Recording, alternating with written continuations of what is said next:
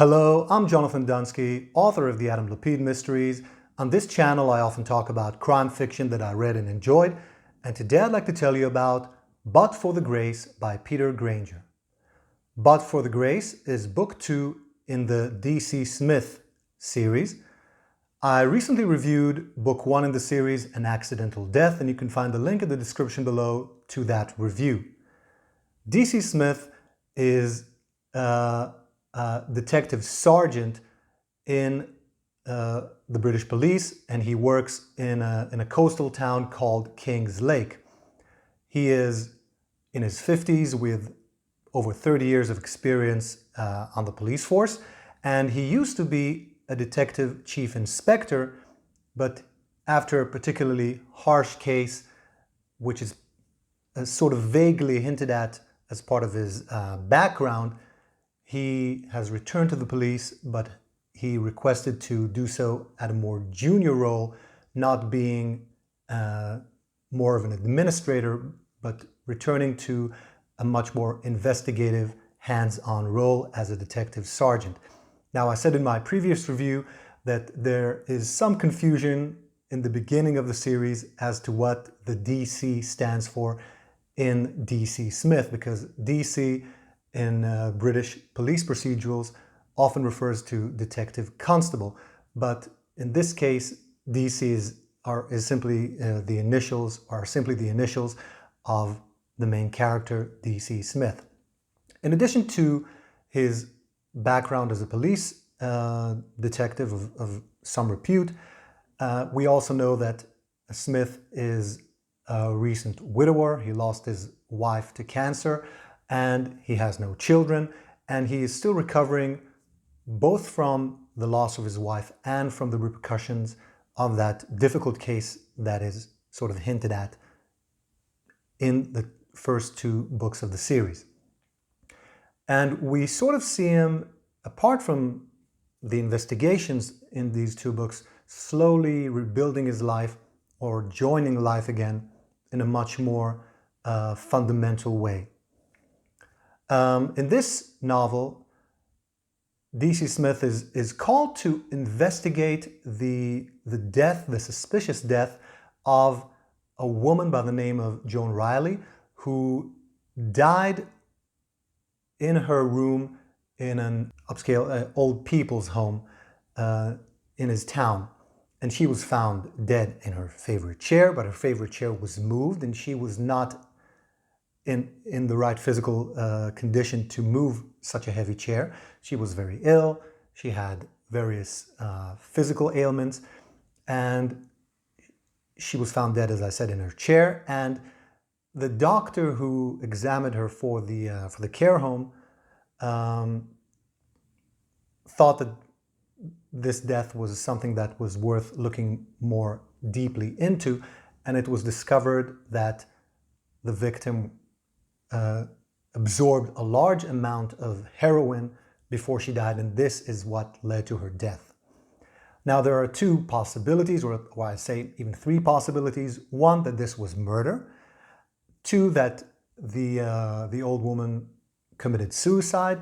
And the 3rd option is that she committed suicide but was assisted by someone else, which is still a crime.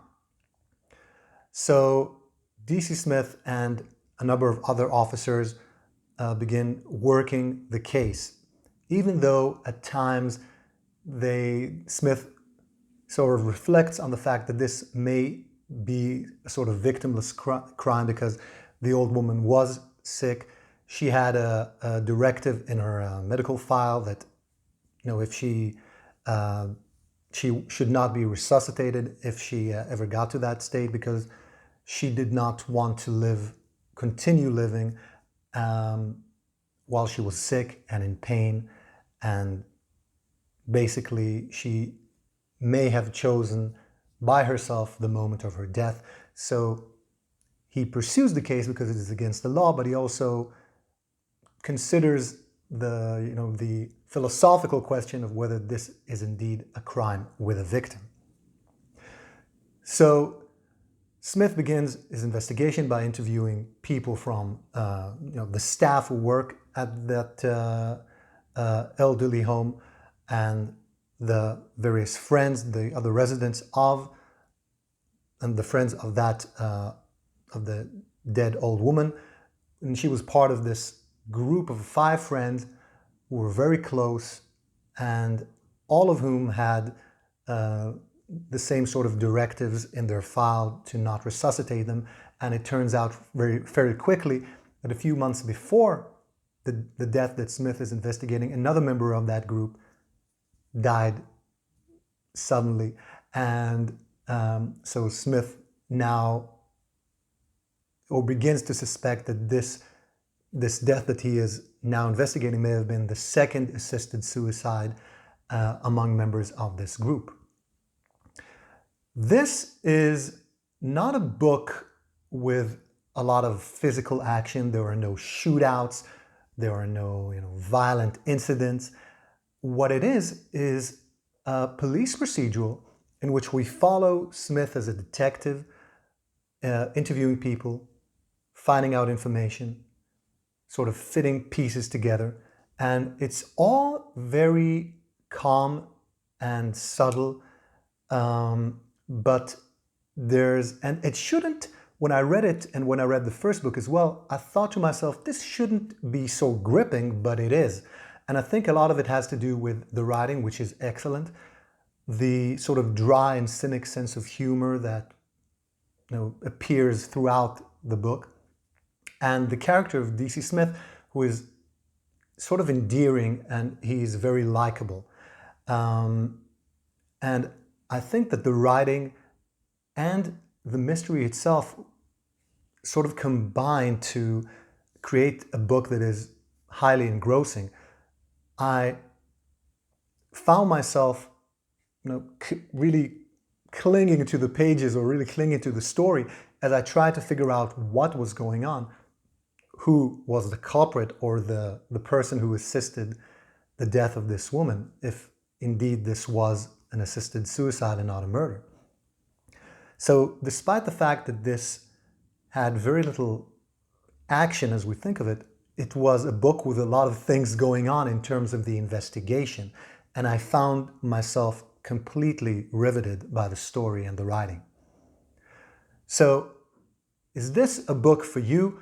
Well, that depends on your taste. If you're someone who likes a lot of physical action, a lot of, dangerous moments or dramatic moments with a threat of death hanging over your protagonist, then this is not the book for you. But if you like to be absorbed in a puzzle, which all mystery novels should have, if you like to be absorbed in such a puzzle and to follow a main character who slowly and gradually, solving this puzzle, then this is a book that I think you're gonna like very much. I would recommend reading the first book before this one, because there are certain references to what happened in the first book, even though the two stories are completely unconnected. But I do think that you'll find yourself enjoying book 2 more if you have already read book 1. So I enjoy this book a lot, as well as the first book in the series, and I'll leave a link in the description below to where you can find a copy of But for the Grace. And let me know in the comments if you've read any D.C. Smith novels or any other work by Peter Grainger. I'm looking forward to continue this series. I listened to the audiobooks, by the way, which are beautifully narrated. And I hope you enjoyed the video. If you did, please consider giving it a thumbs up and subscribing to the channel. Thank you for watching. I'll see you in the next review.